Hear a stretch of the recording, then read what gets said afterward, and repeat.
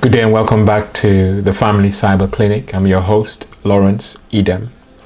Today we're going to be discussing credit card security, predominantly on how we can protect ourselves and our families from the security threats around contactless cards. Many of us who've owned cards for some time should be aware of a word, skimming. Now, skimming was a scam that was common many years ago, where rogues were able to, and still are, able to clone our credit cards or our debit cards by tricking us into putting our cards into compromised machines.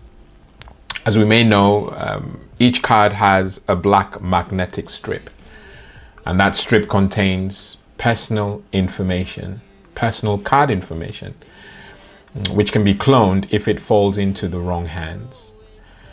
If you remember, also chip and pin was introduced many years ago to combat this, and it's largely been successful. The clinic is now aware of another scam that is gathering momentum. On my research, it's saying what I've picked up is that it's not rampant, it's not happening all the time, but it is happening, and that's why we're highlighting it on the clinic. Contactless debit cards contain what is simply known as an RFID chip. If you look at the description, you see what that stands for. And now, as you know, when you go to shops, you go into restaurants, you're able to pay without actually swiping it through the machine as we used to do before. Now you can simply just place it on the terminal where it displays contactless, the contactless sign, and a transaction will be completed. Thankfully, not more than £30 per transaction. You see, the clinic is aware that rogues who are able to simply walk by you, brush by you, just walk past you with a machine, and that machine is able to capture or withdraw money from your card if you have it on yourself. Now that's frightening. Frightening because they target these crooks, these rogues. They target very busy places like airports, stadia, restaurants, train stations, places where bumping into each other is not uncommon. And they're able to walk away with money from your cards. And that's what the clinic is hoping that you take away from today. Knowledge, they say, is power. As you know it, you now ask the question, what can I do to prevent it? I'm glad you asked. Because I'm aware that these scams are happening. Low incidence, yes, but they're happening. I searched around the internet so that you don't have to, for ideas, practical tips that we can put in place to avoid these criminals or prevent these criminals from doing harm to us. And I found some information on dailymail.co.uk. I'll place the link in the description also. But before we go into the tips, I want to ask those who are visiting us, our visitors who are coming on this platform for the first time, I'm going to urge you to subscribe and click on the bell so that you'll be alerted when valuable content like this is uploaded onto the channel. It's very important that you do so. I'll give you a few seconds. That's good. Thank you for subscribing and welcome to the channel. I also urge you to like and share with your loved ones, friends and family, so that they also will be beneficiaries of this valuable information. Okay? So I'll share 9 tips, 9 quick practical tips that will protect you and your family while you're out and about on holiday this summer. And it may not just be holiday, while you're out and about doing your thing during summer, particularly summer and busy or peak times. That's important, okay? All right, 9 tips. First tip, do not keep a contactless card or any other type of card for that matter in an easy to access pocket or bag. And that will be your pocket here on your shirt and your side pocket. If you're in a busy place, so someone could brush past you and pick out your card. And of course, notice that I'm not talking about the real skimming now. This is just common sense. Don't keep your cards and make it too easy for them to have access to those cards. That would be tip number 1. Tip number 2, never hand over a card to a cashier or waiting staff. Ask them to bring the terminal or the card reader to you. This reduces the risk of a card being skimmed or cloned. Tip number 3, always check the amount you have been charged and ask for and keep the receipt. Checkout staff do not automatically issue one for contactless transactions. Okay. Tip 4, be aware that when using a contactless card at a vending machine or a bus or on a train, that no receipt is issued. So you have to check your statement to ensure the correct payment was taken. Okay. Now 5, I'm going to spend a little time here on number 5. I say that because they just need a little bit more explanation. Now, if you understand the technology, we're talking about what we tend to call radio frequencies. The RFID chip on your card using radio frequency identification signals is able to communicate with a receiver to complete a transaction. Yeah, you get that idea. So you have your card with an RFID chip and you have the terminal. The two have to come in contact. Okay? Now, the fact that you take it to the terminal allows that transaction to complete. But the rogues have created a machine that is able to pull the card information from a distance away. Sometimes it's very close, sometimes it can be a bit further, but importantly, they can do it wirelessly. And so the tip from dailymail.co.uk is that you can do things to block the signal. So you're almost quarantining your card. And the way they've advised you can do that is, as primitive as this may sound, certainly for those who can't afford the second option, is that you should line your wallet, certainly where the cards are, with tinfoil. And tinfoil, if you are into physics and all that stuff, you know that it blocks radio frequency signals.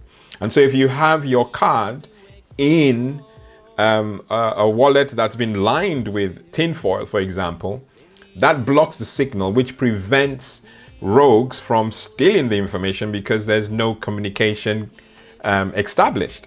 And that's really effective, primitive but effective. The second option is the many RFID protected wallets. And what that simply means is that you have wallets that are lined with some metal, and the metal acts to prevent the radio frequency from being able to make those connections. So it also quarantines or protects your cards in your wallet.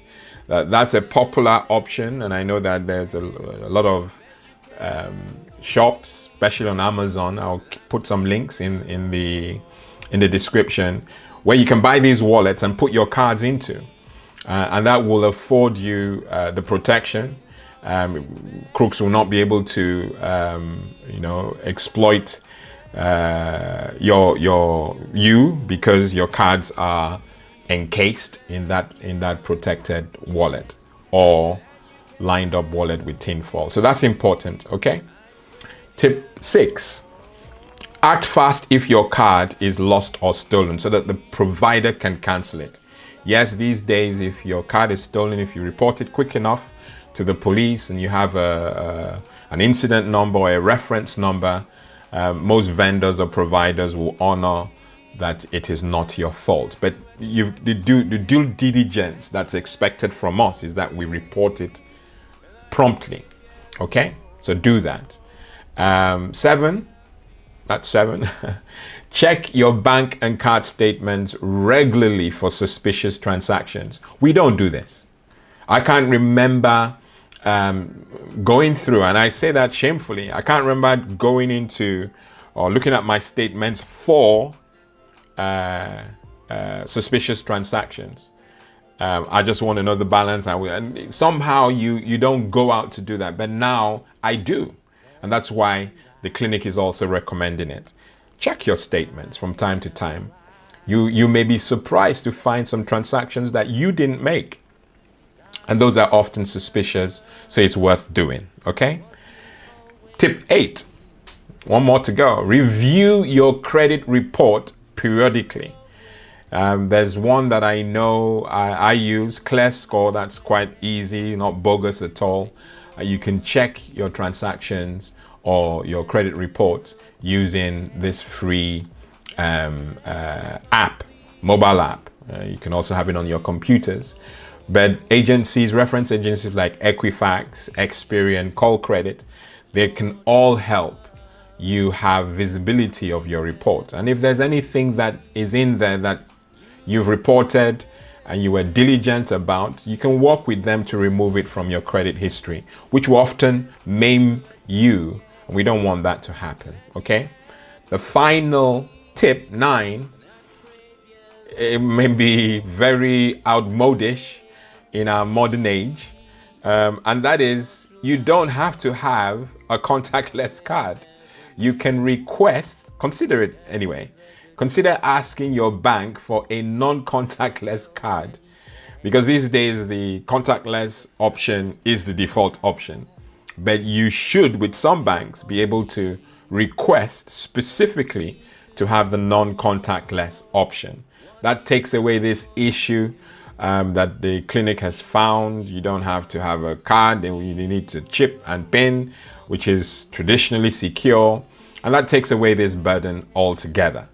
So if your bank offers it and you can't be bothered with the headache of lining up your wallet with tin foil or buying an RFID protected wallet, the option number 9 would be your go-to. Okay, so those are the tips that I believe will keep you safe in your travels this summer, and I hope that it's beneficial to you. Okay, all right, as we do each week,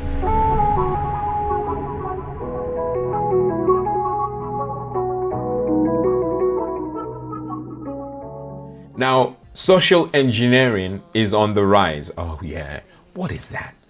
It's not civil engineering, it's not electrical engineering, it's social engineering. It's on the rise.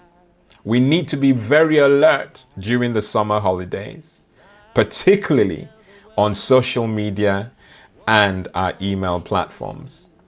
The incidents I've found on social engineering successful attacks have increased on the up since March 2019. Now you notice I'm not telling you what social engineering is. It's your homework. Go and research. What is social engineering? And to help you, the clinic is going to spend next week's video. It's going to spend a lot of time to explain what that is and dig in and reveal a lot of the nasties as I do each week. Okay? So next week you get to understand what social engineering is. But to sort of get you in the mood, go and find out what social engineering means. Discuss it with your family, your children. Just have fun. And perhaps you can tell me what your experiences were or are in the comments after the video is being released or has been released next week. Okay? Thank you for that. Thank you. All right. Our PowerPoint this week.